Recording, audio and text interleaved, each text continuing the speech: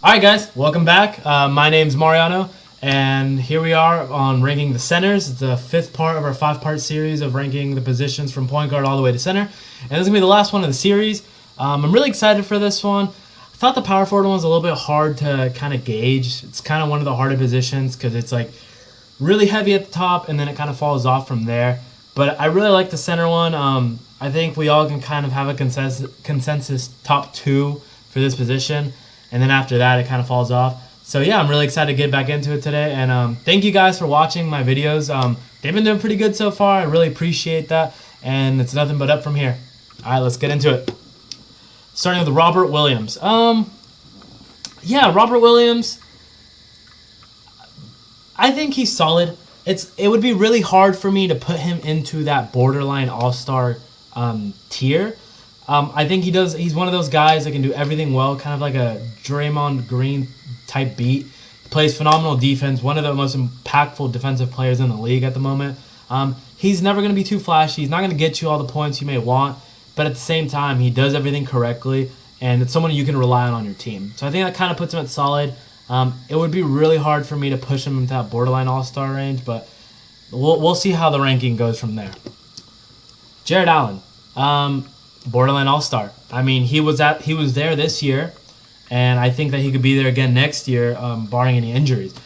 He is a phenomenal defender, pretty good offensively, and he's someone that is your defensive anchor on the team, right? He's someone who's going to get that stop at the rim, but he can also come and help out on the line. So I really like Jarrett Allen. I think he's one of those players that I would love to have on my team, and I think moving forward that he could finally reach that all-star potential that he has and kind of get into that realm and, start living in that realm. Chet Holmgren, R.I.P. Chet. Unfortunately, he got hurt playing Summer League. I know one of the biggest tags on him was that he was too skinny and he would get hurt too easily. And there you have it. I mean, he played Pro-Am. What looked like a normal play when LeBron was driving in. He hurt his foot. He had, I think it was the Lafranc injury to his foot, and he's going to be out for the season. Kind of a bummer. I was kind of excited to see how he's going to translate into the NBA, but we're going to have to see that delayed for another year. And hopefully in that meantime, he can kind of gain that weight that we've been wanting him to gain and play to his potential that we know he can. So for that, he's in the A tier just because he's not going to play. I think he had the potential to be solid. I don't think he would have been an all-star his first year. I think he'd kind of have to transition. He's going to get a hard welcome into the NBA. But for now, I'm going to put him at ad just solely due on the injury. Mitchell Robinson. He's okay. Really great defender, but that's really all there is to him. He's someone who's going to always be on the top of the leaderboards for blocks, right? If not the top, one of the top 5 or so. Again, great defender, but I don't really love him. I wish you could see a little bit more out of him on offense, but you don't, so you kind of get what you get. Now, JaVale McGee, he's solid. He's someone who was on the butt end of jokes for the longest time, and now he's having a resurgence in his career. He has 3 championships, 2 with the Warriors. Or, actually, no. Yeah, 2 with the Warriors, 1 with the Lakers. And I just feel like he's one of those guys that you love having as a backup. He's going to come in there. He's going to have tenacity. He's going to play great defense. He's going to get you a few buckets. And I think it's just someone that you want as a leadership presence in the locker room as well. So for that, I have him in that solid tier. James Wiseman, another ad player. I haven't seen enough of him to really gauge him very well. There's times where I see him and I'm like, okay, but then, he's injured most of the time, and I think he hasn't wowed me enough yet. So I think for that, he's kind of in that ad tier. Plumlee. Miles Plumlee. Another one of those guys where he's more of a backup center than really a starting center. I think he kind of would be better coming off the bench for a team instead of being the starting point guard or starting center of the Hornets. I think that the Hornets are really going to struggle until they'll fill that position with the rightful player, right, and have him made as a backup or get rid of him. Miles Turner, he is, to me, a solid center. Kind of in the same realm as a kind of Jarrett Allen. Plays great defense. Kind of shoots the ball pretty well. He shoots the ball better than Jarrett Allen. But I think those guys who has decent offensive game, really good defensive game. One of those guys, again, is going to be in the top of the leaderboards for blocks every year. But there's no wow factor. There's nothing in there that would push him for me to be in that borderline all-star category. So for that, he's just solid. Yusuf Nurkic, another guy who's solid. Good 15 to 17 points a game. Doesn't play with great defense. Seems to always be hurt, which is unfortunate, right? Breaking his leg, breaking his wrist or arm or something. Whatever it was, it just seems like he's always getting hurt left and right. And for that reason, it's just he's just solid. Like, there was a time where I was like, damn, he could really be one of those guys, in the future. When he was really young, he pre-injuries, he showed a lot of potential. Then he starts getting injured. I think he broke his leg, and then it was like all downhill from there. He hasn't really.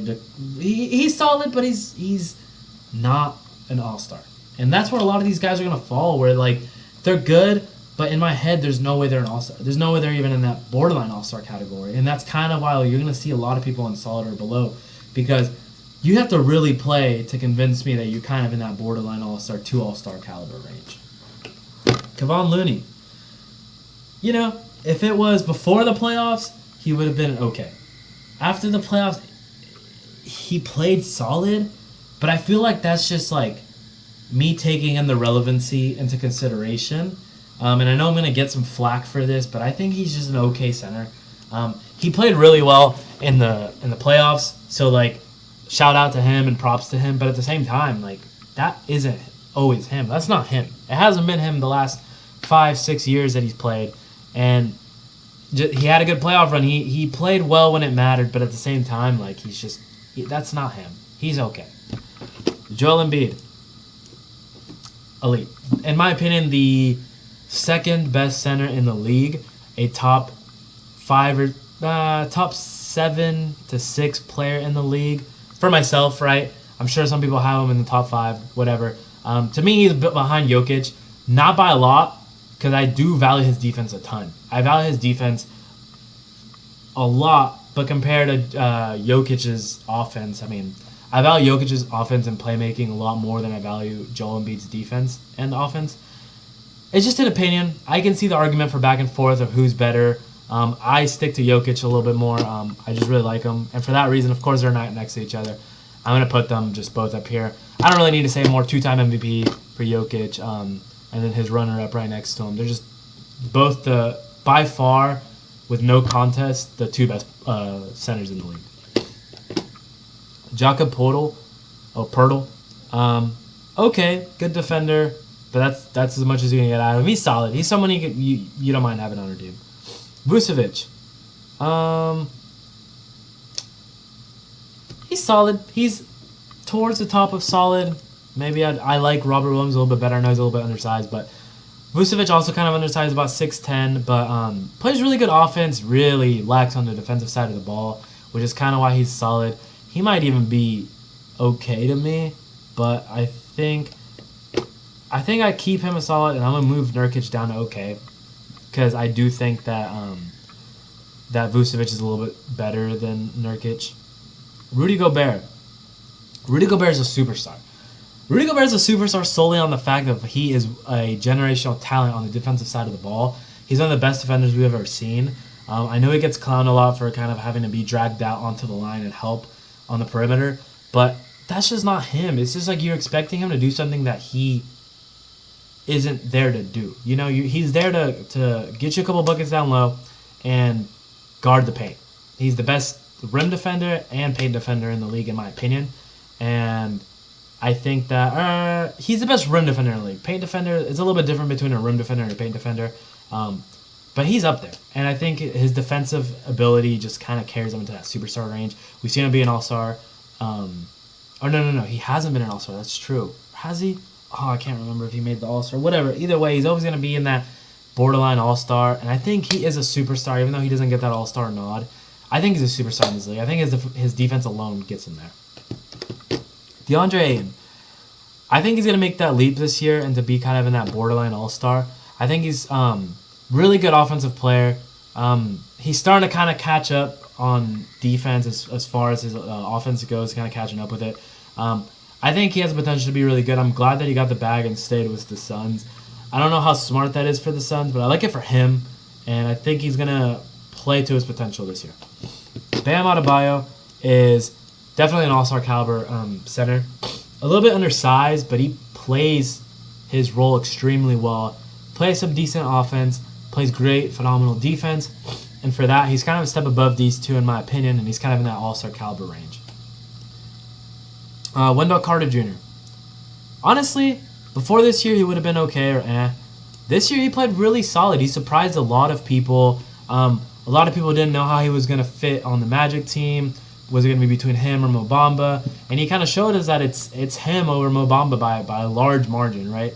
And I think that he's going to be their center of the future moving forward. I think he's going to be one of those guys who could probably average like 15 to 16 points and play good defense. And he's going to start shooting a little bit better. And you're going to see a lot more of him. And you're going to see him progress as a player. He's still very young, so there's a lot of growing for him to do. And I think he's going to be one of those players that's going to grow into how he plays. And, who knows? He could be a borderline all-star in the future. Ivica Zubac, he's okay. Not even okay. He's Like, it's just... There's nothing that I feel like he does very well. I think he fits okay on that Clippers team, but that's about it. And I think that it's just like you get what you get with him. Nothing flashy, nothing crazy. He's someone nice to have on your team. I'd probably prefer him as a backup over anything, but you get what you get with him, and it is what it is. Walker Kessler, as a projection, I'm not really in love with him. I don't really like him that much. I know he's one of the better big men in the draft, but nothing to me says that he's gonna be really that great. I think he's gonna get a lot of touches and a lot of playing time on the Jazz, but I'm not impressed with what I see. Xavier Tillman, another guy that's decent defender, undersized, yeah. Isaiah Stewart. I don't really like Isaiah Stewart. Kind of for the same reason, a little bit undersized, things like 6'8", 6'9". Kind of a similar kind of mold of Xavier Tillman. Plays good defense. Not gonna get much of him on offense. Not a good playmaker. He's just Nicholas Claxton, again, great defender, or good defender, above average defender. Not a good offensive player. Not a good playmaker. Definitely a step below these guys. And yeah, Pascal Siakam. While I don't agree that he's gonna be their starting center, I think he's definitely one of those players who is an all-star caliber player. He's won a championship being the second best player on that team. Kawhi left. He became the number one role, and he's fit that role well, and he's played as an all-star caliber player in that role. And I think he's going to continue to progress on that, and I think he's one of those guys that kind of starts shaky in the beginning of the season, and then once him and his team start picking up, he kind of, flourishes and, get you like that 25 points a game, good efficiency, decent defender. I like him. Domantas Sabonis, borderline all-star. Asked me a few years ago, I liked him in that all-star caliber range. One of those guys who can do everything. Kind of like a baby Jokic, right? Kind of like that European style of player where they can kind of do everything well, but they can't do anything great, right? And that's what kind of holds him back sometimes. And so for that reason, he's kind of in that borderline all-star range. Could I see him progress and move into the all-star caliber on the Kings? Maybe. It's going to depend a lot on his team's success, but I think he is in a position where he's going to get a lot of good looks, and I'm hoping that he can take that next step this year.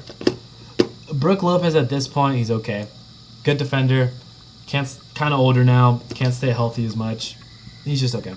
Thomas Bryant. He's okay, but I think that he's going to be more of in that solid tier throughout the season. I think it's actually going to be a really good fit on that team, surprisingly enough. I think he is something that the Lakers needed on the defensive side, and I think he's going to be a good fit with the Lakers, and I'm kind of excited to see how that lineup's going to work. It is a bit wonky on paper, but I feel like it's going to work finally. I didn't feel like that last year, and as you could tell, it was true, right? It just kind of went to shit. But I do think that he's going to play more of in that solid range, but for now, I think he's okay, seeing as what he has been. Alperen Sengun, another guy that's okay. He's still very young. He still has a lot of time to develop. I'm really hoping for a positive future for him. I don't love the Rockets, but yeah, I think he if he makes the right steps into the direction that he can make the right steps into that direction of being more of a solid or borderline all-star in the future. There's glimpses that I see that I do like of him, but for now it's just okay. Jonas Valanciunas is really solid, probably top of the solid for these guys. He started off the season extremely hot. He was shooting 55% from three. I don't think anyone really thought that he could upkeep that for the whole year, and of course he didn't. But he's just one of those guys who plays good offense, good defense. A lot more better offense than defense. Kind of similar to like a Vucevic. I do like him a little bit better than Vucevic, so for that I have him in that solid tier. Steven Adams is okay. He plays good defense, right? And he's probably the best screen setter, and he's a great teammate, and I really like him in that okay tier. Clint Capella is solid. I don't think you're going to see any more all-star nods anymore. I think a lot of that stuff back in the day was due to the fact that he had James Harden feeding him, like force-feeding him the ball into his mouth every other play, lobbing it up for him. And he is a lob threat, he's a vertical threat, but I think he's just solid. I think you kind of get like a 15 and 12, which is good, right? But it's almost like a not very impactful 15 and 12, which is weird to say. But yeah, I think he's solid. And then Kristaps. Now this is a hot take because we haven't seen a lot of Kristaps playing that well. He's been switching around teams, trying to get accustomed, being injured, etc., etc. If he can stay healthy, and this is a high projection, I'm going to get some hate for it. I'm going to put him in that borderline all-star. I think that if he's completely healthy this year, he's going to play like a borderline all-star. I think he'll give you like 20-7, 20-8, play good defense, and I think he can finally play up to how he played in the Knicks early in his career. So I'm really hoping for that. I'm projecting for that, and that's kind of where I'm going to put him. But yeah, that does it for, well, yeah, actually, I like my list. Actually, I'm going to put, yes, I'm going to leave it like this. And now that seems a bit controversial, but I'm going to put it like this, and I'm going to leave it like this. I think you kind of have the main two guys at the top. The two guys that follow next are kind of, I think, a step above Bam. And then everyone below that is just kind of bunched up in a weird way. But I really like how this list turned out. I liked it better than the Power 4 list, and I hope you guys enjoyed the list as well. As always, like, comment, subscribe. If you have anything to say, what do you think about this list? Do you think someone's ranked too high, too low? Let me know. I love to hear the feedback. I'll comment back and let you guys know my opinions on what you say. And I appreciate you guys for watching. Thank you so much for all the views so far. And you guys take care.